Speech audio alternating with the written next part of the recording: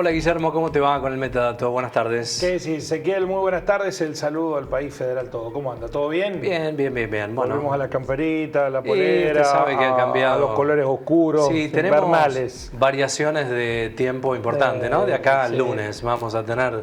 De todo un poco. De todo un poco, De todo un poco. como en la vida misma. Bueno, el día de hoy está marcado por lo que muchos consideran un triunfo político de Javier Milei. No me pongan a mí en ese colectivo, pero sí lo que es cierto es preguntarse ¿para qué le sirve esto a Javier Milei? ¿Cuál es la utilidad?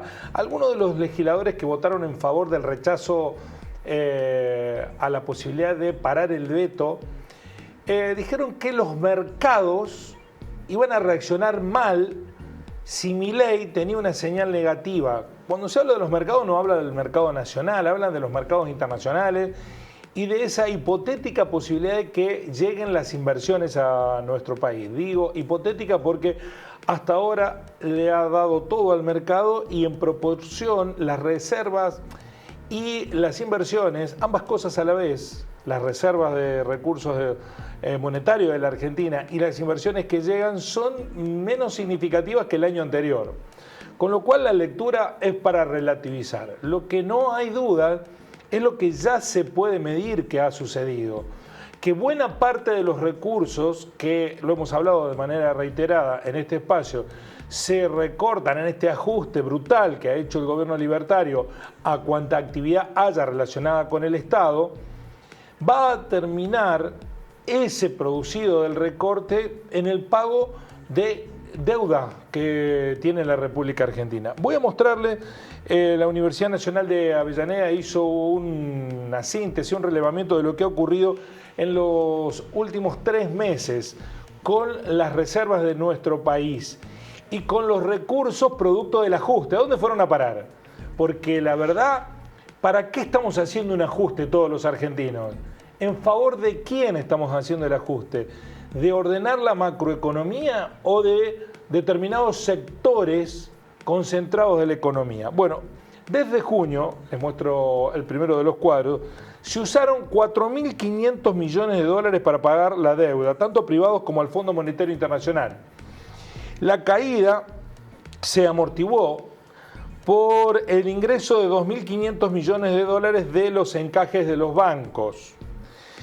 En lo que respecta a la variación de reserva, vean ustedes cómo se retrocedió en 1.492 millones de dólares en el periodo entre el 31 de mayo y el 30 de septiembre. Es decir, que entre mayo y septiembre se perdieron 1.500 millones de dólares. En ese periodo, el Banco Central compró 368 millones de dólares, le pagaron al Fondo Monetario Internacional 992 millones de dólares, al fondo y a otros organismos, mientras que se realizaron 3.524 millones de dólares de otro pago de deuda a privados, bancos, que en su momento se habían pedido.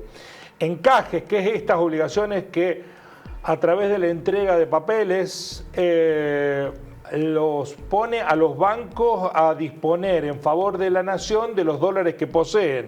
2.537 millones de dólares que cambian dólares por papelitos, mientras que de otras fuentes crecieron en 119 millones de dólares. En general, en ese trimestre, es decir, junio, julio, agosto, lo que se hizo es pagar deuda por 4.500 millones de dólares. Ahí fue a parar el ajuste.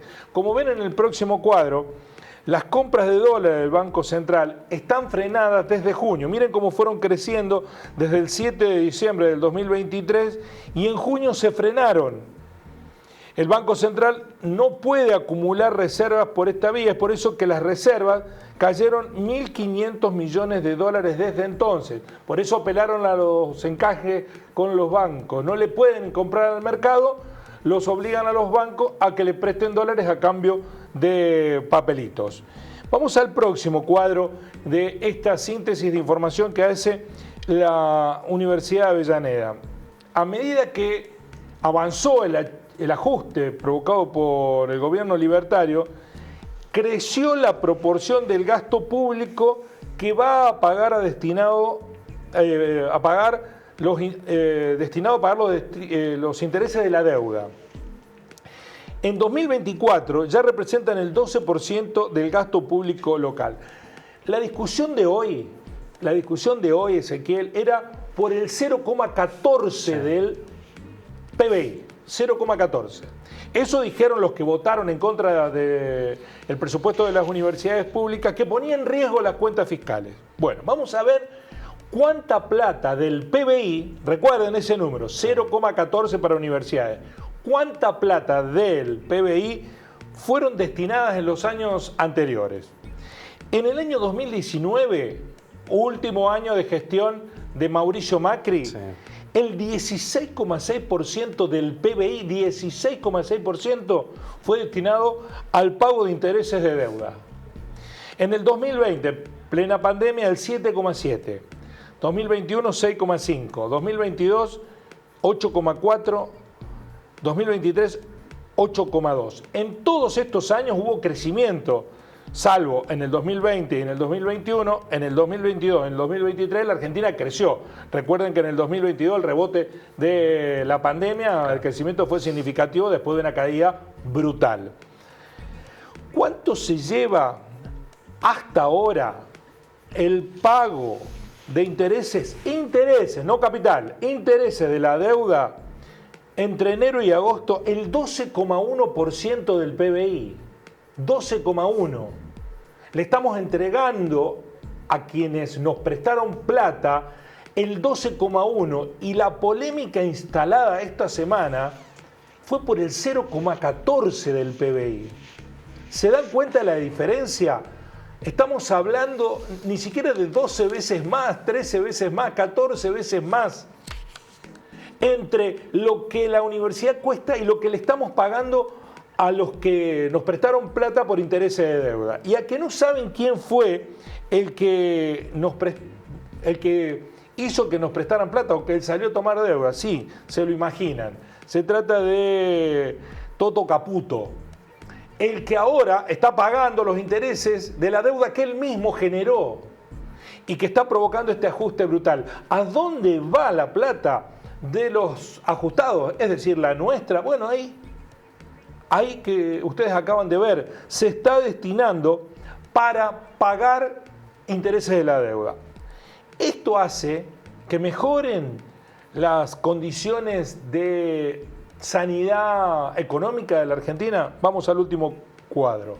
Para liberar recursos para el pago de la deuda, es decir, disponer recursos para pagar la deuda, el gobierno recurrió a lo que mencionamos, el fuerte ajuste fiscal, consiguiendo el superávit financiero en la primera mitad del año.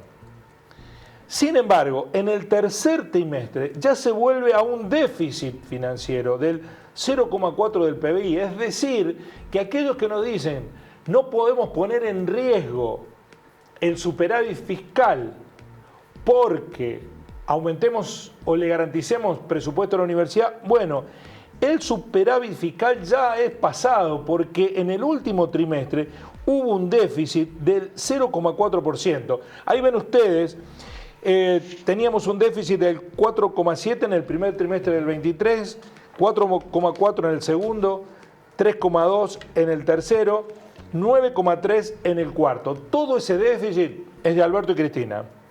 En el primer trimestre del 24, posajuste, superávit del 1,1, segundo trimestre, superávit del 1%, tercer trimestre de Milei, ya tenemos un déficit del 0,4%. Es decir, que estamos discutiendo lo que necesitan las universidades para funcionar, que es el 0,14, cuando ya tenemos un déficit. No es real que las universidades ponen en riesgo el déficit, porque ya está instalado en el déficit. ¿Qué te hace el gobierno? No te lo segmenta por trimestre, como se hace siempre, te lo promedia. Entonces te dice, no, seguimos con el superávit. Por más que en el último trimestre tengamos déficit, promedia los 3 trimestres y te dice, bueno, cuando promediamos tenemos poquito, claro, pero tenemos superávit. La plata del ajuste, lo que dejamos de tener nosotros en nuestro bolsillo, lo que dejó de financiar la obra pública, la salud, la seguridad, las universidades, va a parar todo a pagar intereses de la deuda. Y encima no tenemos el famoso superávit en el último trimestre. Falso superávit para mí, pero esa es otra discusión. Lo cierto es que hay una falacia estadística cuando se menciona que la universidad ponía en riesgo las cuentas del Estado y que ahuyentaba a los inversionistas y que además aumentaba el riesgo país y la pobreza. Bueno, lo que vamos a tener es pobreza intelectual y educativa si nos quedamos sin el sistema universitario, que por supuesto no va a bajar los brazos y va a seguir peleando por una educación que supimos conseguir, más allá que circunstancialmente en esta coyuntura un grupo de sinvergüenzas, por no tener vergüenza, hayan dado la espalda a la educación universitaria pública en la República Argentina. Así son las cosas. Gracias, Guillermo. Hasta mañana. Hasta mañana. Hasta mañana.